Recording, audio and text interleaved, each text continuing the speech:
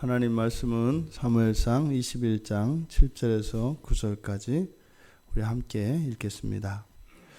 그 날에 사울의 신하 한 사람이 여호와 앞에 머물러 있었는데 그는 도액이라 이름하는 에돔 사람이요 사울의 목자장이었더라.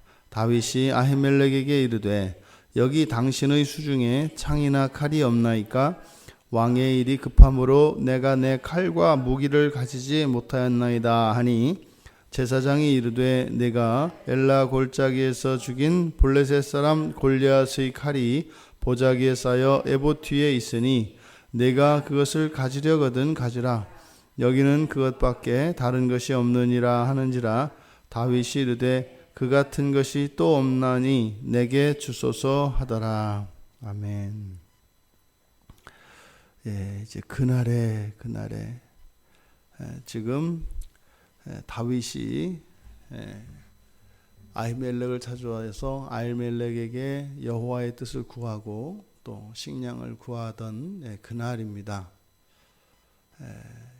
성경은 침묵하고 있습니다. 그때 아히멜렉이 다윗에게 그 하나님의 뜻을 전해줬는데 그 내용이 무엇인지에 대해서는 이야기하고 있지 않습니다. 그런데 어쨌든 다윗이 이곳을 찾아온 그 목적을 다 이룬 그날에 에돔 사람으로서 사울의 목자장인 도액이 있었다. 이 공교롭게 이 도액이라고 하는 그 이름의 뜻은 뭐 염려하다, 근심하다 이런 뜻입니다. 그러니까 마치 사무엘은 지금 다윗의 내면에 다윗의 마음속에 있는 그 불안감, 두려움 그것을 겉으로 이렇게 표상화해서 도액이라고 하는 사람을 나타내고 있는 것 같아요. 그러니까 다윗 마음속에 있는 그것이 도액을 통해서 나타내고 있는 거죠. 이 도액을 다윗이 이제 보게 된 겁니다. 근데 이 도액이 무슨 목적이었는지 모르겠지만 제사 드리러 여기 온 거죠. 그때 이제 다윗은 생명의 위협을 느낀 거죠. 사울의 목자장이기 때문에 뭐 어떻게 연락이 됐을 수도 있고 또 이제 자신에게도 위험이 될 수 있다라고 다윗이 느낀 거죠. 그래서 다윗이 이제 무기를 구합니다. 아히멜렉에게 무기를 좀 주십시오. 그런데 공교롭게 지금 이 아히멜렉이 가지고 있는 무기, 뭐 제사장이니까 뭐 무기를 가지고 있을 리가 없지요. 그런데 그가 바로 다윗이 과거에 쓰러뜨렸던 그 골리앗의 칼을 보관하고 있다는 겁니다. 그러니까 뭐 다윗이 그 같은 것이 또 없습니다. 너무 좋다 이거죠. 딱이다 이 말이죠. 얼른 주십시오. 지금 이 본문에서 우리가 참 비애를 느낍니다. 비애를. 이 골리앗의 칼은 다윗의 승리를 상징합니다. 그렇죠? 그런데 두 번째로는 그냥 이것은 단순한 승리가 아니라 여호와께서 함께 하셔서 주셨던 승리입니다. 그러니까 여호와께서 다윗을 사용하셔서 다윗과 함께 이루신 그 승리의 증거가 골리앗의 칼입니다. 사람으로서는 넘어뜨릴 수 없었던 그 일을 여호와께서 다윗과 함께 그 일을 하셨던 것이죠. 그때 다윗이 골리앗과 싸우기 위해 나아갈 때 그는 자신의 힘과 무용이 골리앗보다 앞섰기 때문에 그리고 자신의 무기가 골리앗의 무기보다 더 강력하기 때문에 나갔던 것이 아니었죠. 오직 여호와의 그 이름을 더럽히고 있는 이 골리앗을 여호와의 이름으로 벌해야 되겠다라고 하는 믿음 하나로 나갔습니다.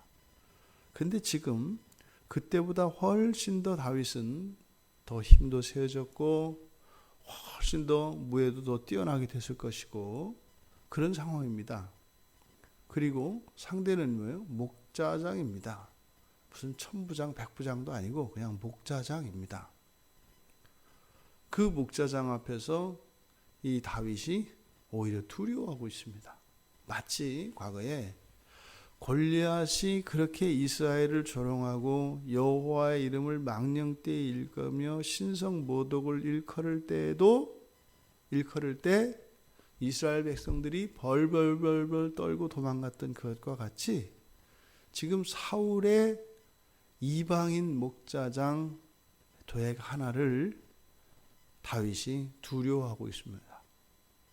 그래서 지금 막 제사장에게 무기를 내놓으라고 이렇게 너무나 비참한 다윗의 모습을 보이고 있습니다. 사무엘은 지금 바로 그것을 이야기하고 싶은 겁니다. 과거의 다윗의 모든 승리는 여호와와 함께 하시기 때문이었고 여호와에 대한 믿음이었는데 지금 다윗은 자신의 힘과 무기를 의지하려 하고 있습니다. 다윗에게서 지금 무엇이 사라진 거예요? 믿음이 사라진 겁니다. 믿음이 사라진 겁니다. 지금 다윗은 이제는 자기의 생명은 자기가 지켜야 되는 거예요. 자기의 안전은 자기가 도모해야 되는 거예요. 다윗과 같은 이런 믿음의 사람이 이렇게 온전히 세워지기까지 어떤 일이 있었던가 하는 것을 사무엘이 보여주고 있습니다. 순식간입니다. 순식간입니다. 그 천하의 골리앗 앞에서도 당당하게 나가서 물맷돌을 가지고 자신 있게 나가던 그 다윗의 모습과 지금 자기를 자기 자신보다 더 아끼고 사랑하는 요나단을 의심하고 또 이제 급기야 자신을 선택하시고 기름 부으신 여호와 하나님도 의심하는 이런 지경이 되어 버렸습니다. 그러니 목자장 하나에도 두려움을 느끼고 무기로 대비하지 않고서는 견딜 수 없는 다윗이 되어 버렸습니다.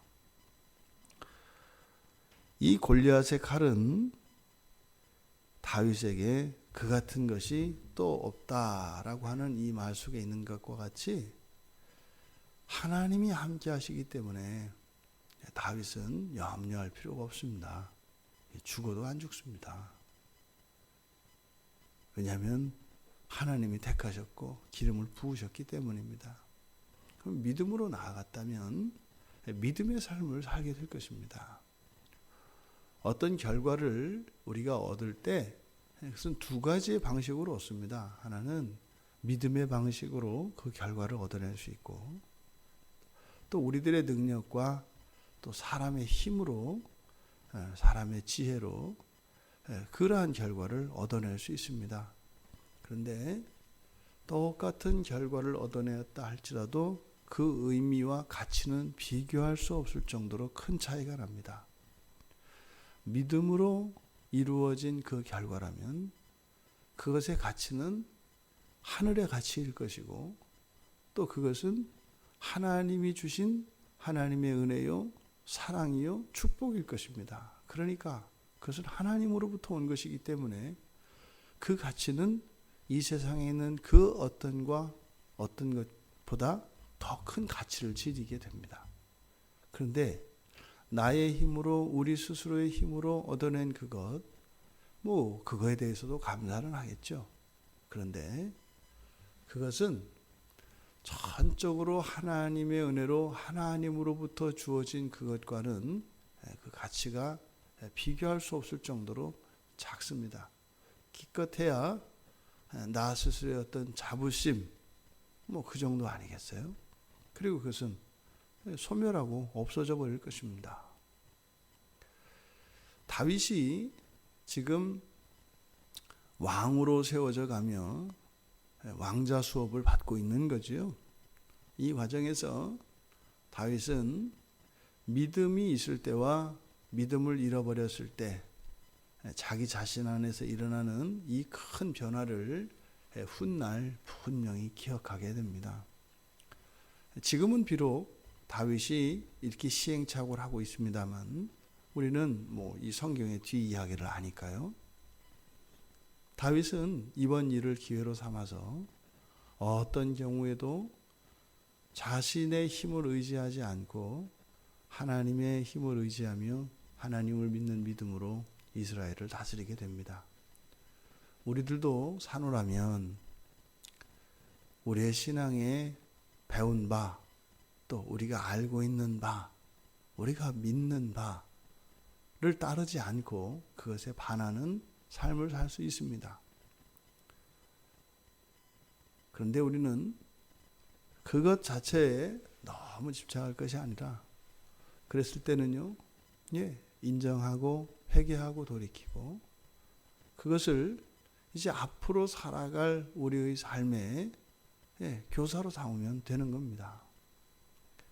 조금 더 우리가 우리 스스로를 정죄하거나 두려워하거나 그럴 필요가 없는 것은 하나님은 우리의 온전함이나 우리의 무엇을 보시고자 하시는 것이 아니라 하나님은 우리를 온전케 하시려고 하기 때문입니다. 그래서 하나님이 제일 듣고 싶은 게 뭐라고요?